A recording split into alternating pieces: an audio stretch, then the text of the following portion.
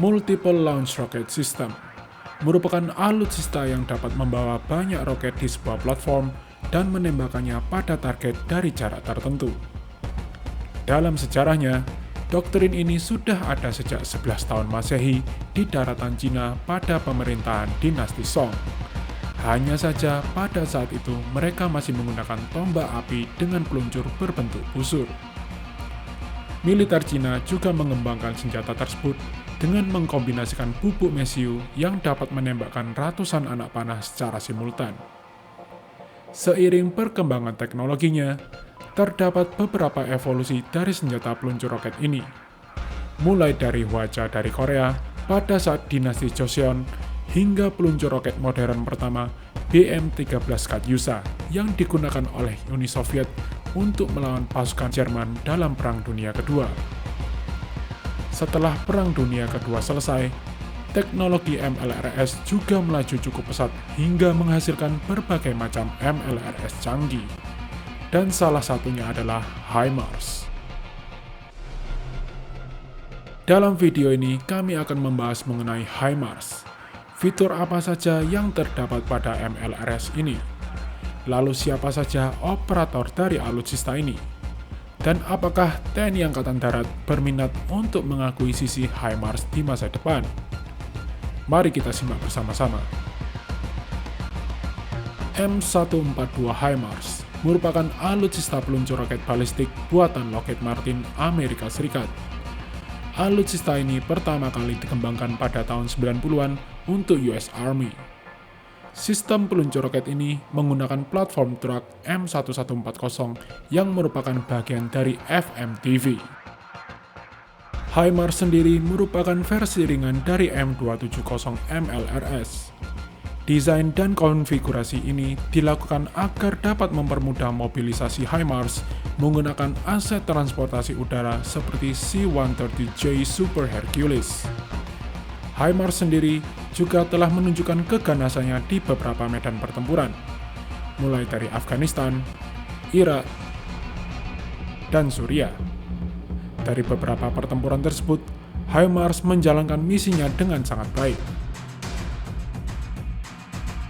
M142 HIMARS memiliki bobot 16 ton dengan ditenagai mesin Caterpillar C7 yang dapat menghasilkan tenaga sebesar 330 horsepower dan dapat melaju dengan kecepatan maksimal 85 km per jam.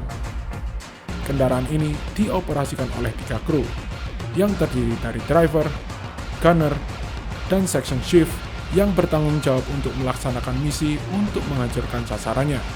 Dibutuhkan waktu sekitar 20 detik untuk mempersiapkan roketnya dan dibutuhkan 45 detik untuk meluncurkan seluruh roket yang ada pada pod HIMARS. Tidak seperti M270, HIMARS hanya dapat membawa sebuah pod yang berisikan 6 roket, mulai dari jenis M26, M30, dan M31, atau sebuah MGM-140 ATACMS missile. Berikut merupakan tabel informasi mengenai roket HIMARS. Lalu, MGM-140 sendiri merupakan amunisi berpemandu presisi yang memiliki jarak maksimal sejauh 300 km dengan hulu ledak M74 submunition dan BAT submunition. Dalam perkembangan terbarunya, pesawat tempur F-35 Lightning II dapat memberikan bantuan untuk mencari target dan membagikan data target menggunakan link 16 kepada pasukan darat, terkhususnya HIMARS untuk menghancurkan sasarannya. Selain itu, terdapat jenis munisi Prism yang memiliki letalitas jauh lebih besar daripada munisi pendahulunya.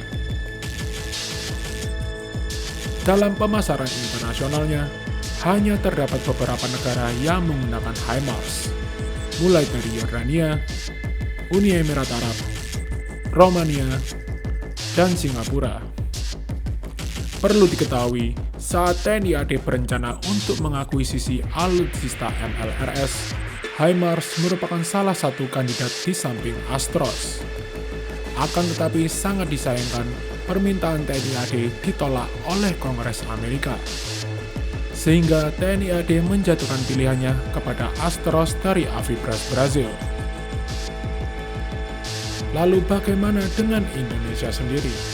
Apakah Indonesia masih berminat dengan alutsista HIMARS ini meskipun sebelumnya telah ditolak oleh Kongres Amerika?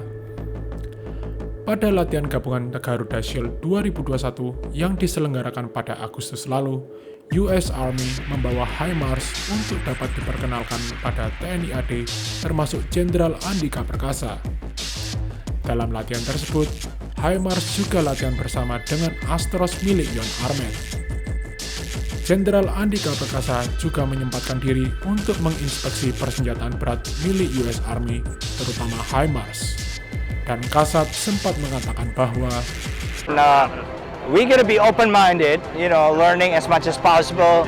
What's good about this particular asset, because hey, we never know. We might plan to purchase, HIMARS in the next 5-year term procurement. Dari pernyataan Jenderal Andika Perkasa tersebut, kami menyimpulkan bahwa beliau sangat tertarik terhadap HIMARS. Tentu saja segala pengambilan keputusan akan dikaji terlebih dahulu sebelum ada proses akuisisi, mulai dari mengukur tingkat kebutuhan, ancaman, letalitas, dan banyak lainnya. Tentu saja, dari sebuah kosakata berminat belum tentu terbeli.